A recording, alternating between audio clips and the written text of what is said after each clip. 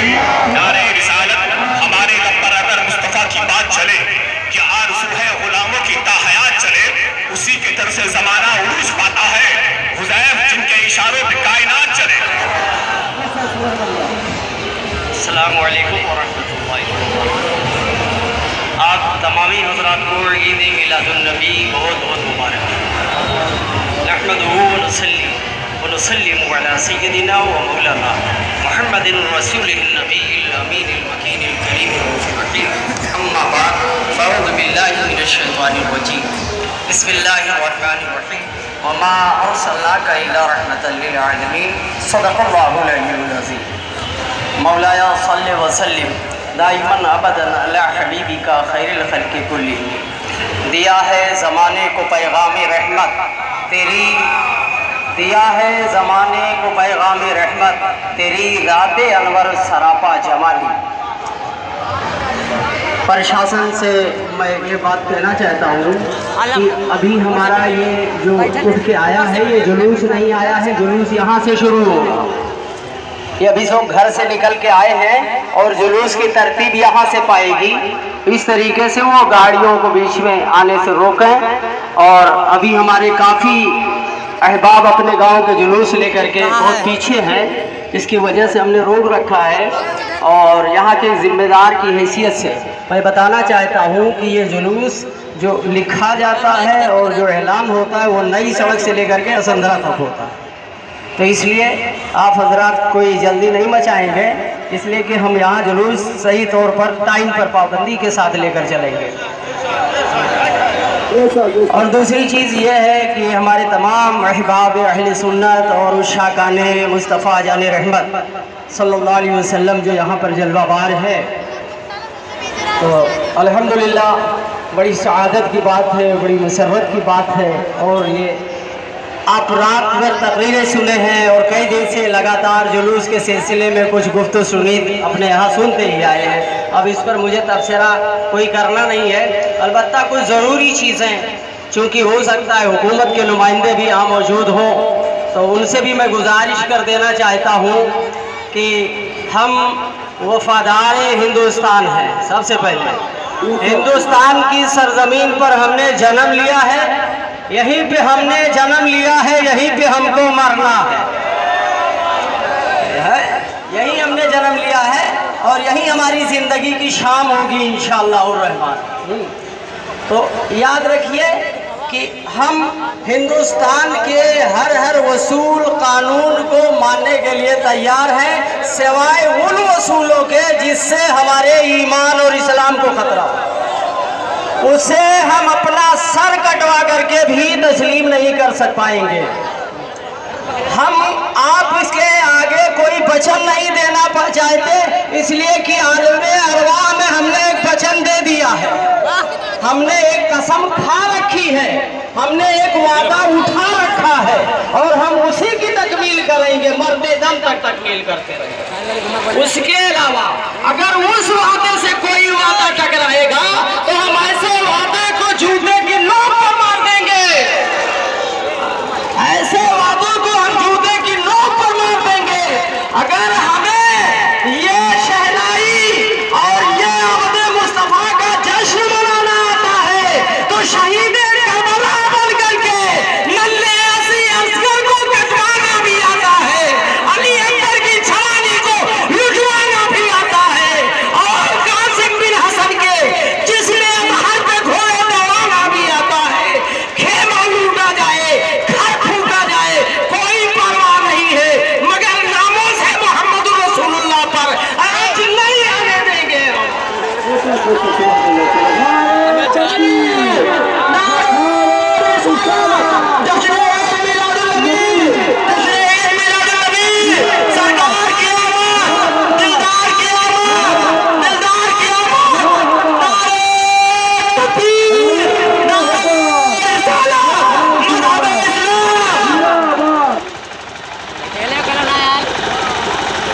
अगर वहाँ पीछे डीजे बज रहा है तो उनसे मेहरबानी है कि थोड़ी देर के लिए रोक लें अपना माइक, अपने माइक को थोड़ी देर के लिए रोक लें। एक थोड़ा सा छोटा सा एक पैगाम है जो मैं देना चाहता हूँ हम सब के लिए भी और खासकर हुकूमत हिंदुस्तान के लिए।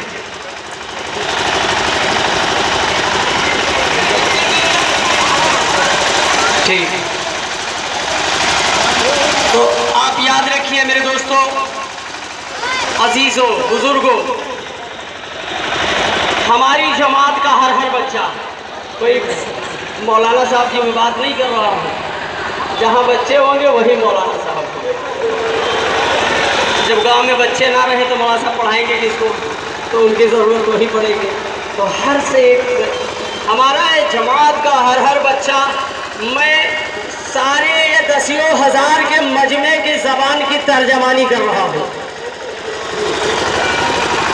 और याद रखिए कि हमें हर दिन कोई ना कोई ठोकर पहुंचा करके मजरूह करने की कोशिश की जा रही है, हमारे दिल को जख्मी करने की कोशिश की जा रही है, हमें पामाल करने की कोशिश की जाती है। कभी चंद गुंडे और मवाली नकाब पहन करके और इस्लाम के खिलाफ बातें करने लगते हैं। हमें बेटा मर्द हो करके तुम नकाब पहन करके इस्लाम की बात कर रहे हो। अरे तुम तो मुखन्नस नहीं मुअन्नस पहले बन गए हो, तुम्हारी औकात क्या है। अल्हम्दुलिल्लाह मैं नकाब पहन करके नहीं, शेर बन करके मैदान में निकल करके गुफ्तगू करूंगा।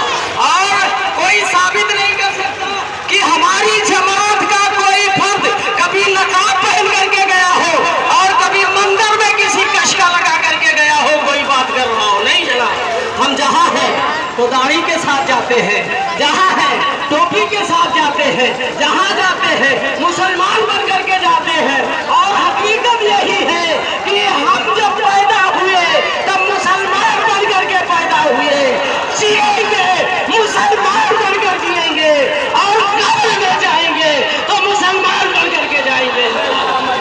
नारे तकबीर, नारे रिसालत, फैज़ाने आला हजरत, मसलके आला हजरत, सरकार की आमद, मक्की की आमद, मदनी की आमद, सरज़मीने नई सौद बिरहा, नारे तकबीर, जश्न ईद मिलादुन नबी। हमको टार्चर न किया जाए, हमें भूखा रख दिया जाए, राशन कार्ड काट दिया जाए चलेगा, खेत कसब कर लिया जाए चलेगा, दुकान पर जीएसटी नहीं 4 जीएसटी लागू कर दिया जाए चलेगा, हमसे फाका करवा लिया जाए चलेगा।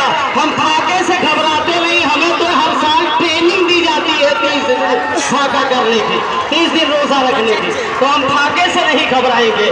और हम अपने दिल में शहीदों की, हम किसी को गा करके और मजे लेकर के चटखाना लेकर के हम कोई महफिल नहीं खत्म कर देते। अरे हम तो अली असगर की मोहब्बत को सीने में बसा करके और रातों रात हम सीने से रोते रहते हैं। हम वो कौम है तो हमें रोने की भी आदत है, और मुस्तफ़ा ने हमें रोने का भी हुक्म दिया है।